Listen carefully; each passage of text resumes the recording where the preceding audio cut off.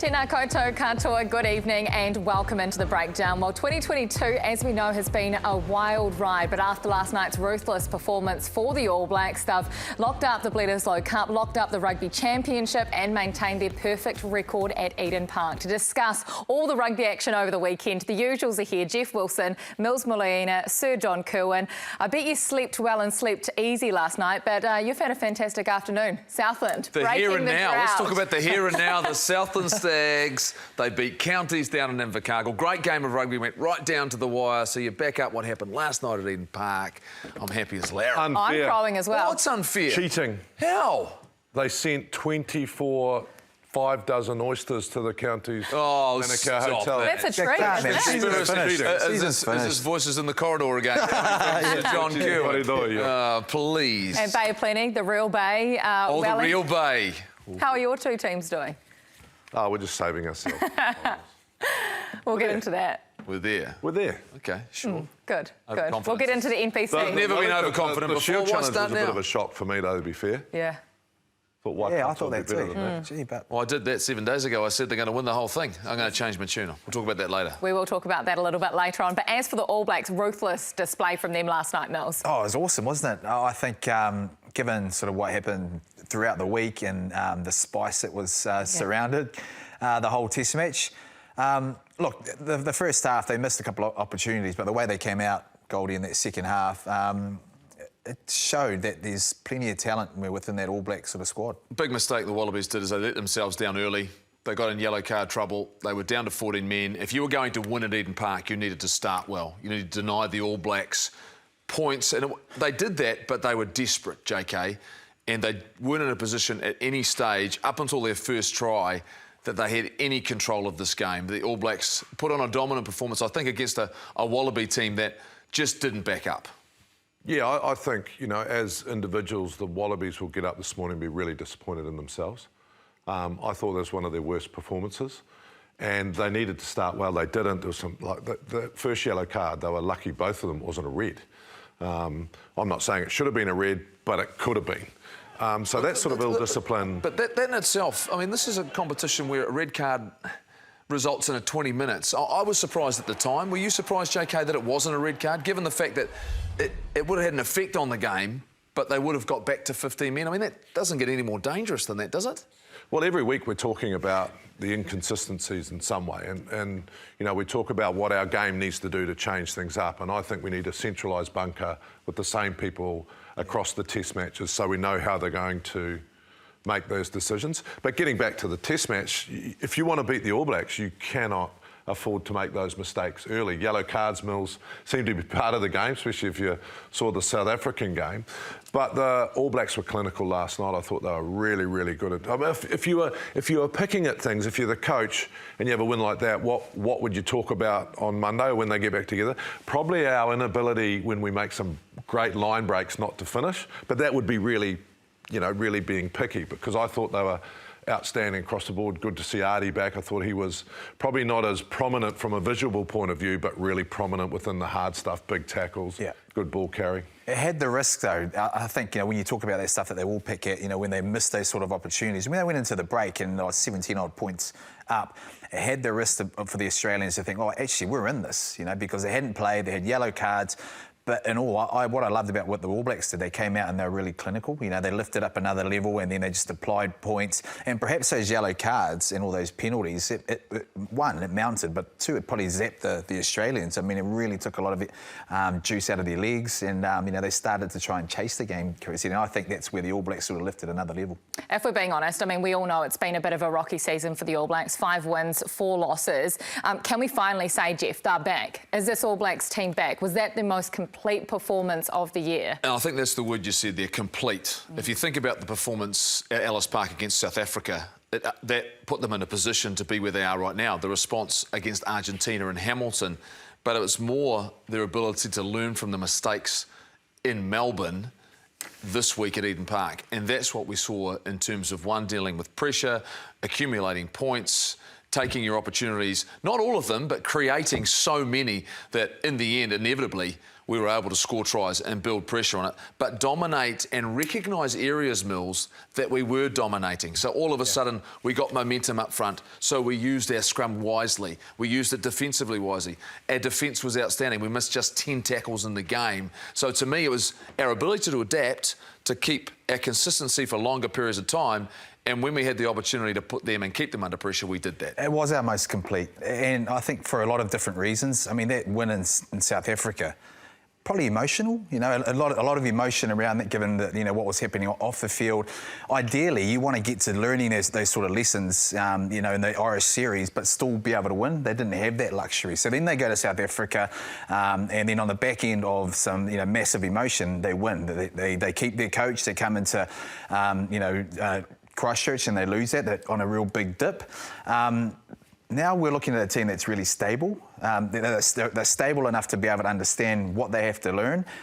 They know and understand also, you know, what their coach is about. And so once that pressure's off, when all that outside pressure and that off-the-field pressure's off, you're now starting to see a team that's starting to blossom and understand their game plan. JK, I want to talk about, and I want to get your thoughts on this, about the game itself once again, in terms of time and play. We remember how long the first half was last week in Melbourne. We know there was controversy at the end, but this week, overall, in the first 40 minutes, what I did notice, and on the clock, there's an extra 3 and a bit minutes of playing time. And I noticed that often the referee was stopping the clock. The moment there was a delay, he was stopping the clock and going, you know what, I'm not going to let this run out.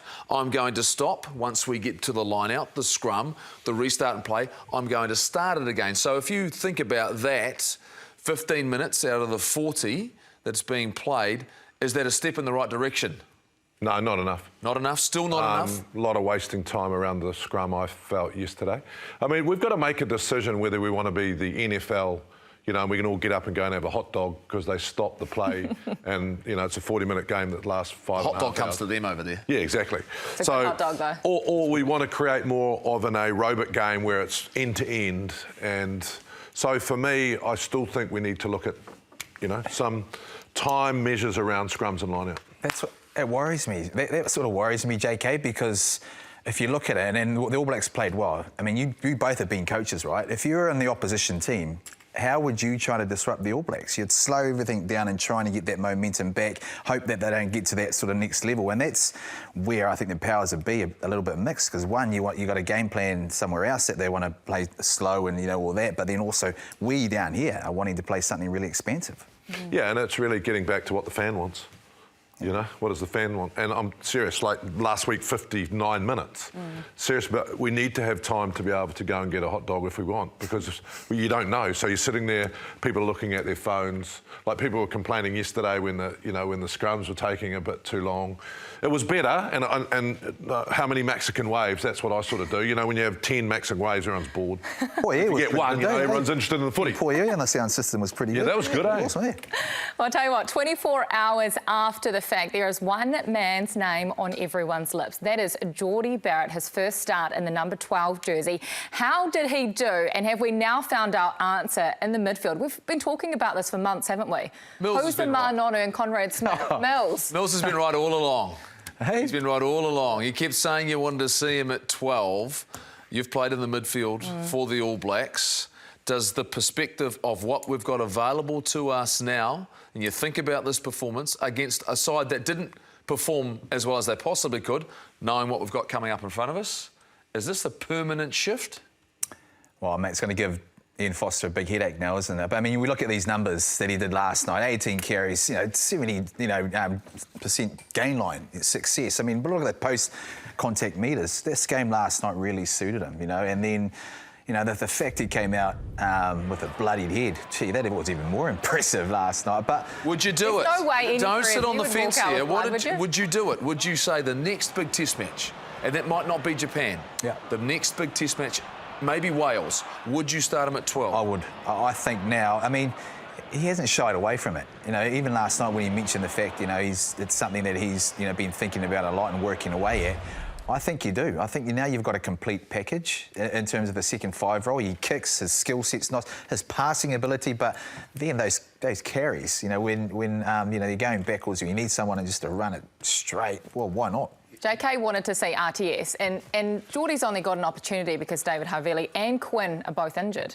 Yeah, look, and RTS didn't get on last night because we were still hunting for the bonus point, and Jordy was absolutely nailing it. And you guys all know that when you're on fire, you don't want the coach taking you off. And Jordy was on fire last night.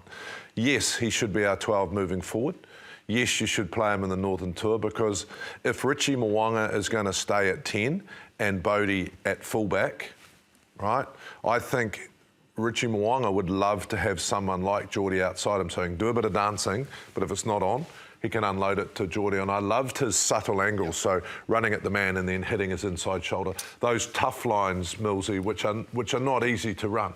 Got us over the advantage line, got us going forward, and I think that made a big difference to our attack. Can I throw something out there, right? That we've got an end-of-year tour coming up.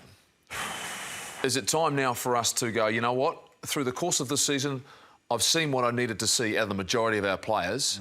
Do we start thinking about a four-match tour like you'd faced the last pool match against Uruguay, quarter semi-final? You go and play Japan on the way to the Northern Hemisphere, Wales, Scotland and then England to finish off. And do you think about those 3 test matches and go, you know what? The best combination that we can, fit and available, going forward in preparation for next year.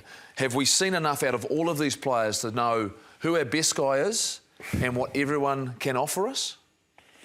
I think you do. I think he has seen enough, albeit 1 or 2. I think when you go to Northern now, I mean, he hasn't had the luxury of that. I think he needs to continue that momentum. He needs the confidence within the squad to be able to continue that momentum after what they sort of had. They've got 2 weeks off now, a real decent break. They go over there and they really hammer. If they hammer that sort of Northern Hemisphere tour and they come back with, you know, 4 wins, I think you're going to the beach without that rock underneath your tail. But more importantly, on the back end of what they've been through, leading into the Rugby World Cup, I think that's important. If they come back from end of year tour and they've lost a couple or even lost one, I think the doubts will start to creep back in, and I think that could be a real concern leading into Rugby World Cup next year. Well, I've been saying it for the whole time. We don't have any tests left, so unfortunately, Ian Foster needs to be relatively selfish with his combinations. If we think Jordy's the man going forward, then he's just got to play as many test matches as he can there. So for me, Japan, it'd be something like, you know, Perofeta, Roger Tuivasa-Sheck, Anton Lennon-Brown, Damien McKenzie at fullback, Sevu Reece. You know, you're playing a mix of guys. Nuku probably should come back. Which is your wider squad at a Rugby World Cup, right? It's your wider squad. Exactly. You're picking your 26 to 35. They get the Japan, but then really you've got to show them, besides injuries, you've got to play your test lineup. I mean, Retallick and Whitelock, they're just like a glove. I mean, Scott Barrett's been amazing, I think, 6 cover, but when Whitelock and Retallick play together, they just fit and they know each other's game and they complement each other. But you need those combinations going into the World Cup. You need those combinations also in the midfield. And so you think about some of the players that weren't available. Scott Barrett's not available for this test match. Sam Kane's not available for this test match. David Havili is not available. Shannon Frizzell. Yeah. So you think about those players added to what we've got. A number of players have played now, Mills, in another big test match. But I just don't think we can waste any more time. We've seen and given guys enough opportunity. And you go, you know what? Why haven't they maybe got more? Well, the other guys that they've relied on have improved, have learnt, and they've trusted the direction they're heading. So I look at this group and I'm confident pretty much now in every position we sort of know who's the number 1 and who's number 2. You know, and we've got cover. Give me your number 1 6. My number 1 6 is Shannon Frizzell. Not Scott Barrett. Or Scott Barrett. My number 2 6 is Shannon Frizzell. Well, they're going to piggyback each other out there. But that comes pure and simply about look, we've got 2 6s. Yeah, and that's great. We've got a number of guys who can play lock, but we've clearly got a combination who have found some new legs.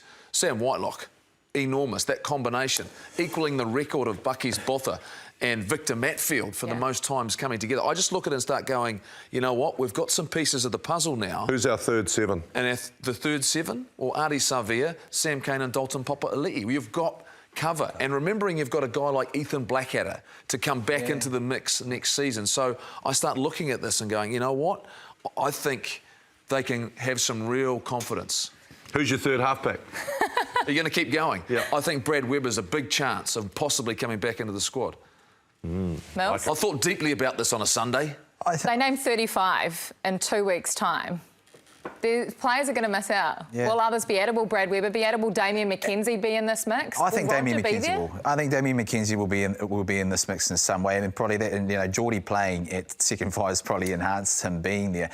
It's great, isn't it, having this conversation? Because the last 3 months, all we've talked about is the fact that we've got to win. How do we get back to winning? We're now realising how much depth we've got in New Zealand. And to your point, I think you're right. Even David Havili and a Jordy Barrett, I mean, they're not, not far off in terms of similarities. But what we've sort of got is we're building a really nice squad. I think in terms of going forward, we need to keep the same team. We need. This is a different stance going into a Rugby World Cup because we need that. The last thing we want to be doing, and the opportunities guys will probably get, will be that Japan. The last thing we want to be doing is, like, let's just say, okay, for 2 games we're not playing De Groot and Lomax. Imagine how far backwards we'd go from there. We've got to keep consistency in our team. You don't want to agree with me, but I think you do. I was just going to tell you a voce di corridoio. Oh, yeah. Whoa. Little whisper is that there is a contract on the table for Roger Tuivasa-Sheck back at the Roosters if he feels at the end of the Northern Tour that maybe... Well, that would be disappointing if that's the case.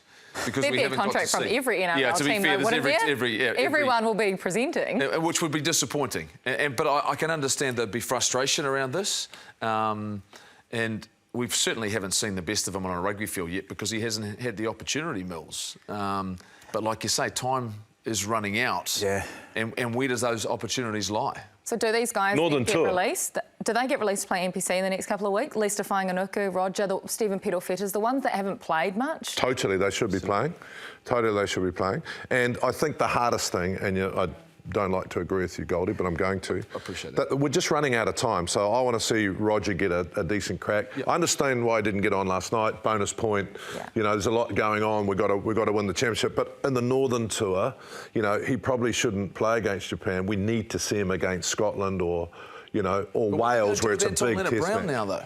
Yeah, exactly. But we know what Anton's going to bring. I think in Roger's case, it's just like, okay, mate, like, you know, we're now starting to look at you. If you picked him as your midfield right now, he's probably the last on the bus.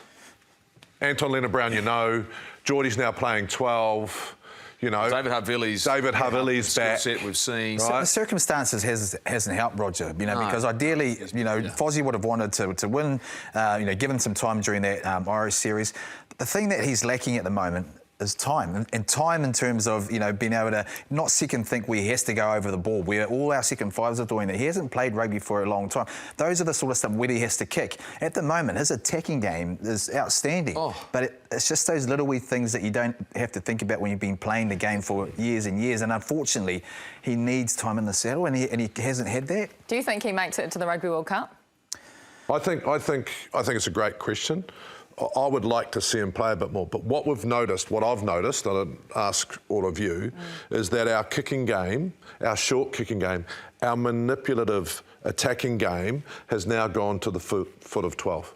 So Richie can pass it. There's a lot more. So he's going to have to show us that on the Northern Tour as well, that kicking game. We know he can step. So it's a timing issue. I mean, I hope he doesn't go back to Roosters. I hope he stays for a few more years yet. And we still have to consider the fact that Rieko Ioane has been the only option at centre right now, and they've shown confidence in him. So I think it's been really important for Rieko as well that he's had to work through some of the challenges. He's been really good in some games. Some other games he hasn't quite executed. Even last night, missed a couple of distribution opportunities to open players he didn't quite see in time. So he's still building, but I think with Anton Leonard-Brown returning, all of a sudden some insurance in that position, and we don't know where he's at either, you know. So I mean, for me, it was a fantastic performance, but it's been the end of the Rugby Championship. I had the opportunity post-game, shower up, Richie. He came out, had a chat to me in the hallway and talked about the full season to date.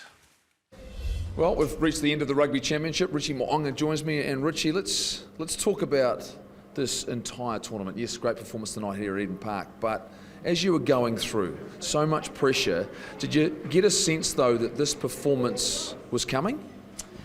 I think deep down we all believed as All Blacks that we're capable of something like this.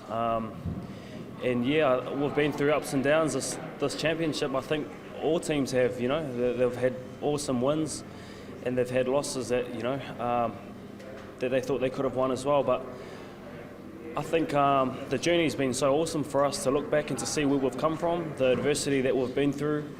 But what pleases me most is the character that we've shown through adversity. I look at our leaders and Sammy Kane and Sam Whitelock and Ian Foster, and just I'm really proud to be in a team where I'm led by them because of what we've been through, and they've stayed true to who they are.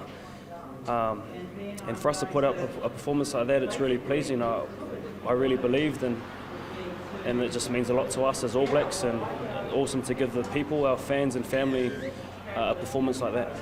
Every team's got pillars, you know, things that you work towards, whether it's physical, whether it's the tactical, technical, those sorts of things. But how much of this has been a mental shift? Mentally, it's been huge. It's been a massive shift for us. We showed glimpses in games where we played really well and showed awesome pictures, but mentally we switched off the next 10 minutes, or we did something well and then we switched off. So it's been a big part of this week is mentally staying on for 80. And a great example of when we didn't do that was in Melbourne at Marvel Stadium. We showed awesome pictures and then we switched off and let them back in. So that was awesome to put out a performance like that, and sort of more glimpses of staying on and in the moment and mentally strong. Are those hard conversations? You're talking about some serious honesty. You know, Jordy Barrett was in the media that's talking about the fact there was some shots fired. Have you ever experienced that in the All Blacks before? No, I think from what we've been through, I think it's never tough taking one on the chin from a coach or a player, because we all want to get better. I think we really deeply care about this team and getting a result. And the frustrating thing is we've had awesome weeks and we haven't got the result. So everything is building to the Saturday night where we have to perform, because at the end of the day, that's what we get judged by. And it's so important for us to put everything into a week, prepare genuinely and thoroughly so that we can put out a good performance. But we're really happy, you know, Goldie. I think we're just really pleased that we can finish on a high. You know, there's results to be, you know, had at the minute, but we'll see about that. But we're really happy regardless. Personally, have you ever felt more comfortable and more yourself in the All Black jersey in terms of the way you want to play the game? No, I think I'm really starting to feel at home and feel like I'm calling the shots, you know, and I think it's just a credit to what Fozzie's been able to do for me, to trust in me and have faith in my abilities. So I was just really loving the opportunity at playing 10, and for me, I just really want to give as much as I can. So in doing so, just preparing well and doing what the team needs me to do. And maybe a quiet beer tonight to reflect on what has been a challenging rugby championship? Yeah, we're going to celebrate tonight accordingly, and I think, you know, closing a chapter in the championship and looking forward. I think the boys are really happy about tonight, but we're just as excited about what's around the corner, and for us, you know, that's what matters next, you know, the next moment and the next game, so I can't wait. Well done. Thanks Goldie. Cheers, mate. Nice interview. Richie Mo'unga finally feels like he's comfortable calling the shots like this. He's got the keys to the castle finally. Is he now our 10 through the World Cup? Because remember, there was a lot of chopping and changing, a lot of talk about who's going to play where. Is Richie now our 10 and Bodie the fullback, Mills? Oh, I think given what he's just sort of mentioned there before, he's obviously had the backing of the coaches. Again, he's another guy that's taken an opportunity off the back end of, you know, Bowden being getting injured. I love the way he stepped up, you know, and he does look comfortable. He does look comfortable taking the shot. So is he the 10? I think you'd have to say he is at the moment. Jordy, though, in terms of the second five, has now enabled us to say, well, actually, our other best 10 is now probably our best, could possibly be our best fullback. So, but to come back to Richie, I love the way he's grown in that role. And when you get confidence and you're rolling out under the adversity that they've all faced, you need leadership, and particularly in that role. And he's really stood up. So I've been pleased with the way he's gone. I don't think we should underestimate that they brought all the cups home. Yeah. I mean, you think about 6 weeks ago, and I think great sides need to come through adversity. You guys would have lived it. And to create that moment, to understand that you're actually kidding yourself, you're not preparing as you should, you know, or you prepare well one week and then you get kicked the next week. So the adversity that this team has come through to retain the Bledisloe, win the championship, they will be so happy because of the adversity. What also has come through that is I think someone like Richie is actually playing his game, getting the support from the coaching staff to do that, and the team's building around him. I think Beauden Barrett is one of the most amazing athletes we've ever seen, like his brother Jordy is. I mean, this guy can go from 10 to 20. No one can do this in the world. You know, you ask another 10 to go back to fullback and play like he did. And the added bonus we get with Beauden is his incredible accuracy off the hoof. So he's kicking back. He's probably going to bring a little bit extra back there. So for me, I just think they should be really proud because we did nothing. But the players should be incredibly proud, and New Zealand should be incredibly proud because it reflects the character of our country when we've got our backs against the wall. And so I was incredibly proud for the All Blacks last night because they were getting pumped 6 weeks ago. We've got one family that covers half the team's positions. And I've no doubt if you think about the size of Jordy Barrett, he could probably play blindside flanker. I mean, the attitude and mindset he has. But you think between Scott and Beauden, and you know, I look at this though, and now in some ways, this is what I'd like to see. I'd like to see Beauden Barrett, and versatility we've always talked about in the All Blacks as being a strength. But we want specialists. I'd like to see Beauden Barrett now focus on being the best fullback in the world. I'd actually like to see Will Jordan, who has voiced, like I did when I was playing, he wants to play fullback. It's a position he feels as though he can have an impact on the game. But maybe the best thing for him is to go, you know what, and I'm sure he's working hard, but his focus of being the best right winger in world rugby, of which at the moment he's showing some remarkable skills and scoring tries. And so everyone understanding their role. Richie seems really clear on it, the fact that he is the guy running the cutter. And so, you know, we've talked about often these guys that can shift around, but maybe now going, you know what, it's great. If something happens there, Jordy can drop back to fullback because he's played enough there. Will Jordan could drop back there, but he's probably the third-ranked fullback. So focus on being what already at the moment is the best right winger in the world, and that'll serve the All Blacks really, really well. And I think a number of players should possibly do that.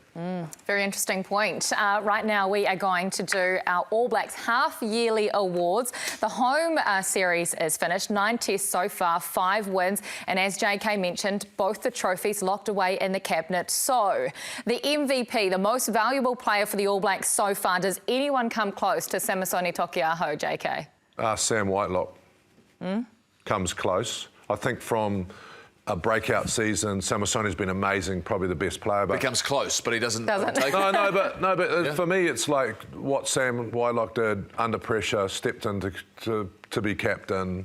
You know, he's got a lot of miles on the clock, like we said, and he just has been trucking it out. Man, they took Retallick off last night, left him out there. So, yeah, I agree with Samisoni. I think he's been amazing, but I also think just a little heads up for Sam, who probably doesn't get as many accolades as the others. This is the bit I've really loved about Samisoni, is his line-out throwing. You know, because we've all seen how explosive he is over the last couple of years. We've all seen how dynamic on attack and his ball carry's been also defensively too. His decisions and being able to go in there muscle. The one side that he's shown enormous growth in is his line-out throwing. And you know, to hit those sort of you know, different calls. They've had plenty of variety since Jason Ryan's come on board in terms of where they throw to and you know, the variety in terms of how many he's in the line-out. He's really nailed it. And so that's on the back end of confidence. So for me, really, he has to be the MVP in this whole sort of, well, series / sort of championship. I'll certainly also give an honourable mention to Ardie Savea. Relentless once again this season, as he was last year. But for me, there's sort of I think a breakout player or the find of this season for me is Tyrell Lomax. And when you say a find, here's a guy who, on the back of a couple of games for the New Zealand Māori against Ireland, showed some really nice signs. And to come into as an injury replacement, to come into the All Black environment, to impress off the bench, clear to impress at training, and then to put out his best performance in an All Black jersey last night at Eden Park. We saw some things out of them we haven't seen before. The strength of his ball carrying in terms of post-contact metres, a couple of nice offloads, a rock star in the scrum at tight head prop. To me, he's been the big find in terms of having an anchor on that right-hand side. Him and Ethan de Groot not Front row's part of going that well. original 36-man squad that was named. What does this mean for some of the more experienced props? Watch out. The young fellas are here, which is great. You know, what I think's great for this World Cup campaign is you've got a bunch of young guys, you know, Offa Tunganafasi started as, you know, he's going to be our guy, and all of a sudden, you know, he's getting put under pressure. I think sometimes you don't realise how much you love something until someone takes it away from you. Yeah. And, you know, you get not selected, you go down to the Māori side, which is a great experience, but then you get a lucky break through an injury, and you know that you've got probably a week of training, Mills, where you've actually got to stand up and go, I don't want to leave anymore. So I think he's done that, but put some of our more experienced guys, especially on notice for the tour. Just one small thing before we take a quick break. Mills, do you think that Ian Foster needs some credit for the turnaround over the last 6 weeks, considering how much pressure this team was under around the world, really? Yeah, regardless of where you stood, you know, in the coaching debacle, I think you have to. Because you have to back the fact that he's come out now and look what he's produced with his players, and they've backed him also. So a lot of heat's been on the players for actually backing their coach, and considering, you know, the backlash that he received, you've got to take a big ups to what Fozzie's gone through and the success the All Blacks have had, you know, because of that. You bag him, you criticise him, and we've all got that right because we're paying members of the rugby public. You've got to go out and say what an amazing job he's done under terrible circumstances, had to let a couple of coaches go, and they were mates. Can you imagine being in that meeting? That is so hard to do. The team seemed to be rallied behind him. So, yeah, you've got to say, we criticised you, you're under pressure, you're 1 week away from losing your job, and you've turned it around. Bledisloe Cup's in the cupboard with the championship. That's an incredible story. Yeah. The All Blacks seem to be back on track. It was a good night for them last night. Even better night for the Black Ferns. We chat our women's chances at the Rugby World Cup next, and we've got Ruby Tui coming on the show.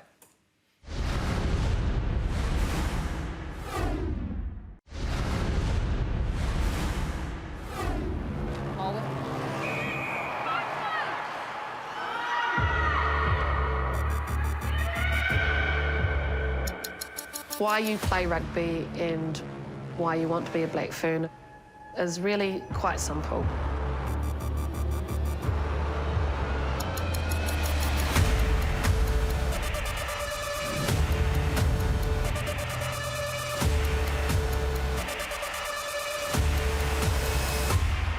It doesn't matter that we didn't have resources. It doesn't matter that we don't get the test matches like the All Blacks.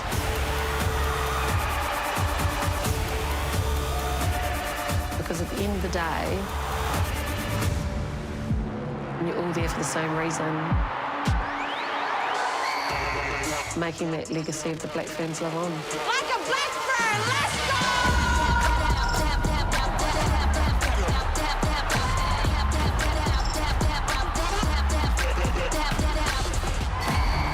Rugby is a contact sport. You've got to be able to tolerate a bit of pain. It's bloody tough. Are you willing to die for the person that you're going to fight alongside with? Every time I step into the changing room, I get my superpowers.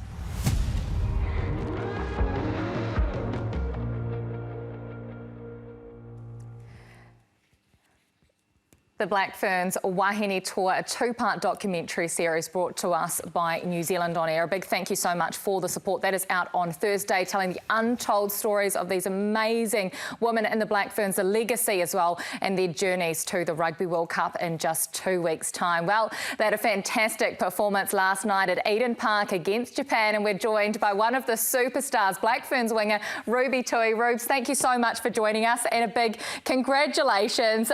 Was that what you wanted out there? Were you able to test some things before the World Cup, your final hit out? Well, is that what I wanted? Just one try, and Busher gets all the good passes and gets 7, 8, 9, 10 tries. Oh, I don't know. No, it was awesome. We had heaps of fun. Really cool to see you guys too. Thanks for having me on the show. I was just writing down all the tips that Goldie and JK were telling me about.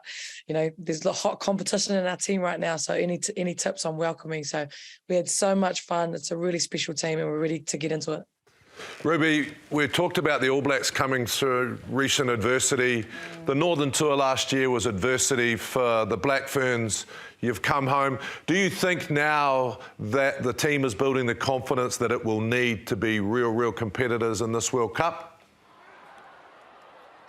It was, bro. It was absolute adversity. And I think to truly have growth, you've got to have a little bit of conflict. You've got to have a little bit of that rubbing against each other, disagreement. And I guess the one silver lining out of that whole thing is every single person in this team now is so super grateful to be here, but also we want to get this job done. We want to do this jersey proud. We want to make all the ex-Black Ferns proud. We want to make our families proud in each other. So I guess, yeah, one silver lining from all that adversity has been we have come right together. It's pretty special being in this team right now. Rubes, I want to talk about you personally, you know, your story. When you're a sevens specialist. When you first came on, you tried, I think you played for Ponsonby, then you went, you missed out on the Auckland team, had to go to Counties Manukau, but you really put yourself out there to try and get to this sort of stage. Obviously, along the way, you've won just an Olympic gold medal, but tell me what's been most satisfying for you. You're now not only a sevens specialist, but a 15s specialist as well, and a starting winger for the Black Ferns 15 team, which is, man, that is a tough thing to be able to do. Yeah, it's pretty surreal, to be honest. I feel super blessed. I know a couple of you guys had a jam at sevens too. It's pretty hearty. It's definitely a different sport. Had some amazing years with some amazing people over there. But coming over to 15s, I definitely wanted to do it properly, you know, like club, FBC, got to play Super Rugby, Opiki, up Chiefs Manawa. You know, won the first one of that.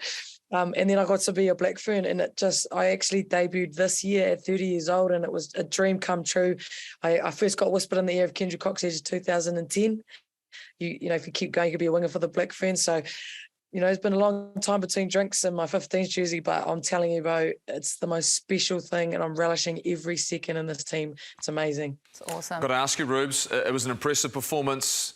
How did Wayne Smith react to that performance, though? Because I know he finds something.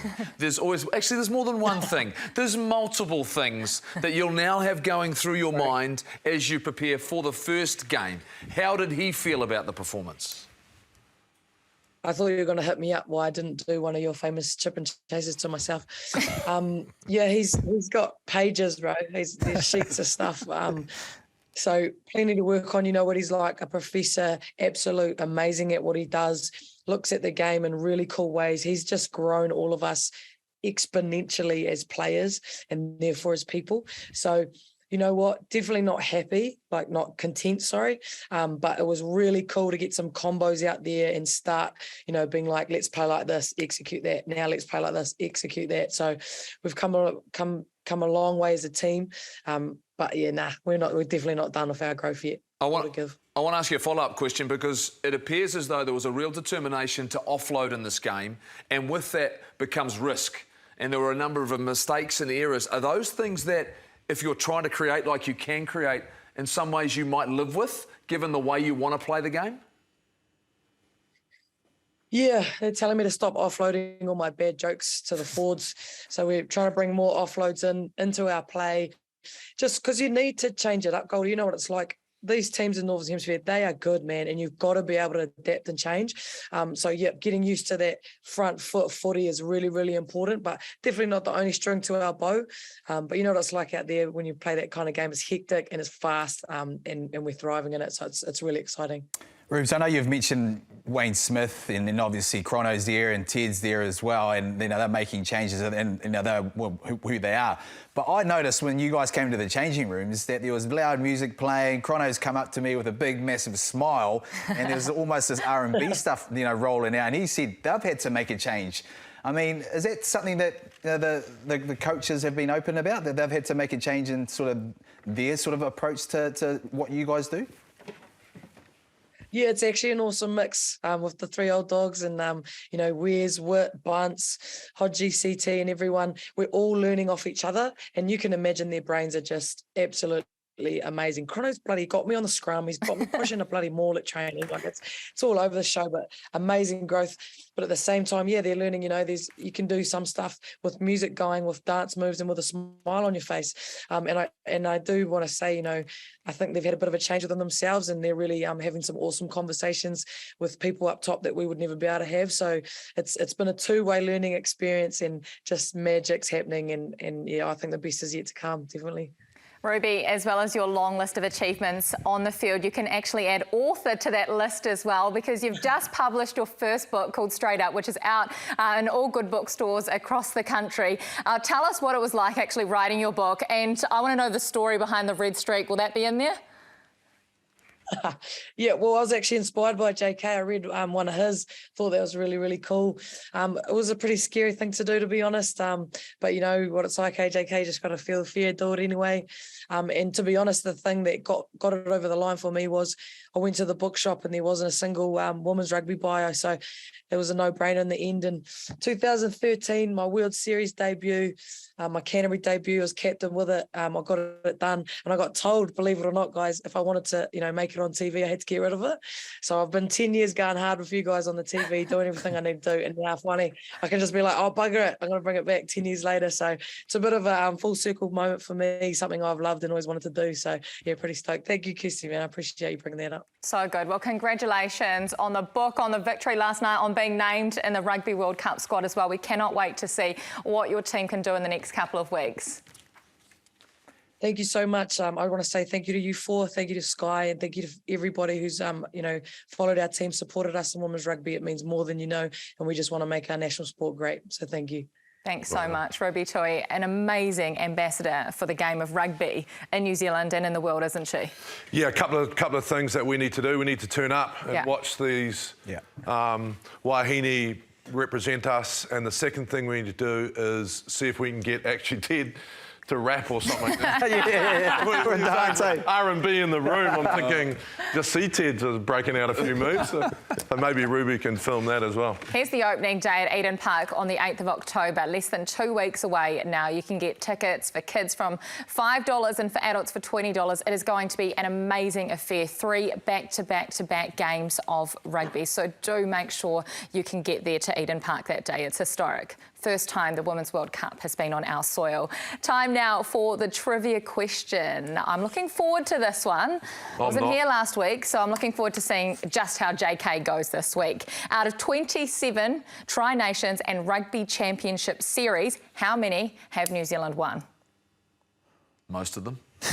27. We've had 27 series. So how many have the All Blacks won? Have a little think about that.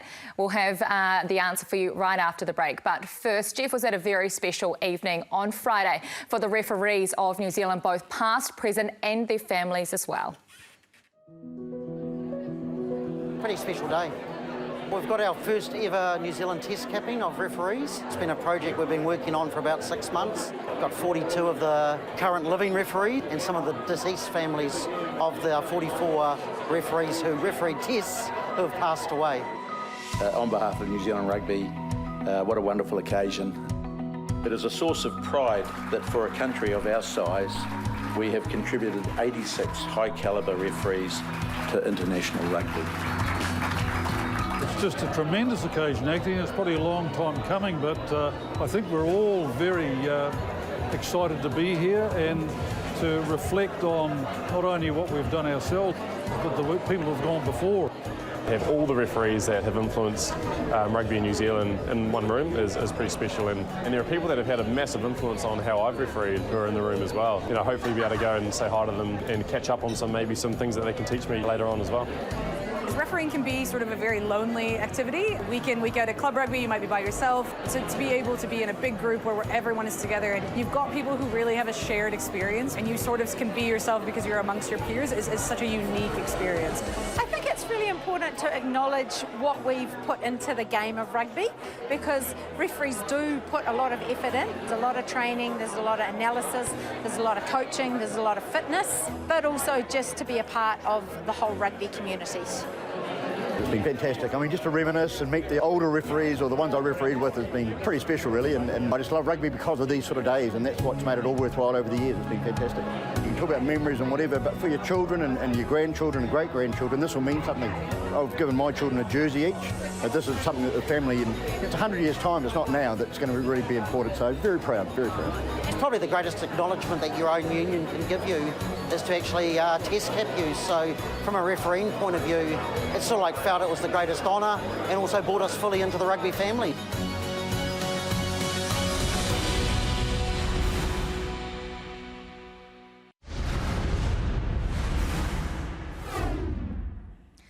No mai, hoki mai, welcome back into the breakdown. Before we get to trivia, we cannot go past the fact that our referees in New Zealand have been capped for the very first time.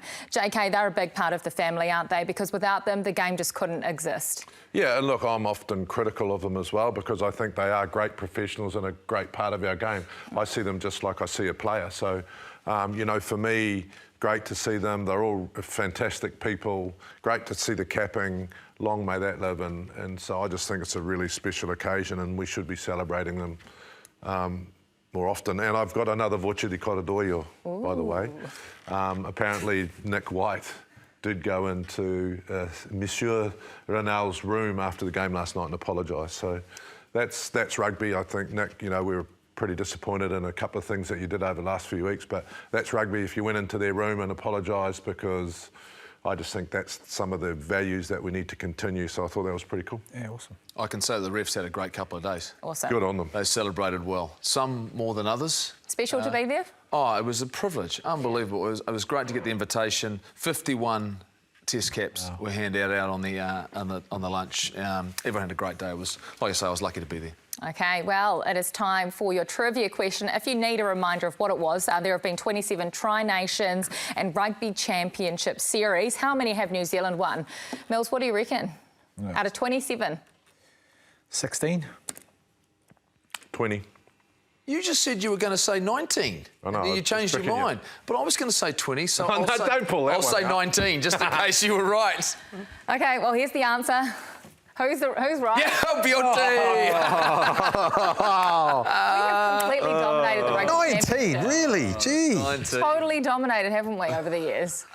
There hasn't even left, so we would have had it for all those years. Far out. Shot myself in the foot. Can't believe it. And just on that, can you believe that this rugby championship came down to the final game and the final weekend? We haven't seen that for a wee bit, have we? Oh, look, that's what you want to see. You want to see World Cups, you want to see tournaments like this. It means that we're all actually doing a decent job to make all the teams more competitive. So, you know, as one-eyed, biased New Zealanders, you know, we went through a bit of turmoil and we won it in the end, so that's good. But, I mean, for me, that's when a competition's good, you know, and the crowd loves it. No one knows who's going to win. South Africa stadium was full. You know, the Argentinians went over there and played well, so it's great. I'd much rather be an All Black supporter and one-eyed right now than the others at the moment. I reckon they'll be dissecting a lot of stuff, so stoked. Well, I'll tell you what, right now, you three need to be NPC supporters because it is down to the pointy end, the final round before the quarterfinals. We're going to take a look at both pools. Remember, it is odds and evens this year, just one national champion. The top four from each pool go through to the quarterfinals. And just remind us who you three picked last week to be your overall champion, and are you sticking with it, JK? Well, you know, I always pick Auckland, so you know I'm going to stick with that. But Waikato actually really surprised me against Wellington. I was watching it with one eye because the Black Ferns were playing. So yeah, I'm still sticking. Well, I thought it was Waikato and Canterbury. I'm pretty sure I said Canterbury first, didn't I? But now it's looking a bit they might face each other in the quarters, so that's not going to happen. Oh, I'm off the Waikato train. I'm jumped off straight away. A week later, they've lost all of their momentum. I'm going to go with North Harbour. I think they're going to win a title. I think they're going to find a way. They've got the best back line. They've got the best... I'll be off them next week, don't worry. But they've got the best back line, I believe, in this competition. Stevenson, Talia, Tavita Lee. I think they've got a back three can rival anybody. And Ben Gatland at first spy has been really, really good. Jamie Booth going there, and their forward pack carrying hard, doing a really, really good job. So this week, I'm on North Harbour. He's jinxed them. What? Yeah. I've been wrong a lot. Put your rugby biases aside, do you genuinely think anyone can beat Canterbury? They are so far ahead of everyone else this year, aren't they? They're playing good. They're playing great rugby again. But I think we've seen that, though. It's been closer. It's been more even, this competition, on any given weekend. Yes, they've found some form, but we should expect that every year. They find that. You know. Just another shout-out to Bay of Plenty, getting the victory. Most important game of the year for them, Bay of Plenty. Shout out to the Stags then for getting their first win of the season. Any more shout-outs? And Wellington for locking the shield up for summer. Yeah, well done, Wellington. Well done, After a 13-year drought, you finally get to keep the Ranfurly Shield. We'll take a look at this because one of our national rugby heroes, Sir Wahine Buck Shelford, is being celebrated in a national tribute. That is coming up on the 6th of October. You can actually get tickets or a table to that if you visit the website experiencegroup.co.nz/events. JK, you've got a great Buck story. Yeah, well, I've got many Buck stories. He was an amazing leader. But I remember I got asked by Kevin Roberts to go and sell the All Black jersey when we were going through professionalism. He said, I want you to come in and talk to a whole bunch of American people about how important rugby is in New Zealand. You know, how could you typify it? And just then there had been an inmate revolt at Mount Eden, and they'd all escaped and they're sitting on the roof, and there's like, you know, freedom and all that sort of stuff. And one guy had bring back Buck. So, you know, that sort of summed up how important New Zealand was. And but, you know, Buck's an amazing man, and it'll be a great event. Yeah, he's a national treasure and national icon, isn't he? So go on to the website, get tickets if you can. Thank you so much for joining us tonight. Thank you all. Brilliant as always, and well done to the All Blacks. Finally, they're back. We'll see you next week. It is Japan against New Zealand at Eden Park underway. Right, they come, Cox Edge to the line, just went herself. They get into that collision zone, drawing in defenders. Balls loose, Cox Edge accelerating, and away scores Portia Woodman. Dement gets rid of one, slices through, looks for support. She's got Duplessis with her. A lot of skill involved, and as Edge spoke about variations on the pass. Oh man, Portia Woodman. Well, the All Black coach is pretty happy. Flick ball out the back of the head. So many plays for each breakdown and each tackle, and it just left him with a one-on-one situation on the edge, and Portia Woodman one-on-one against anyone. It was very difficult. Nagata and crashing over, easy as a light, hole open up. Big win for New Zealand.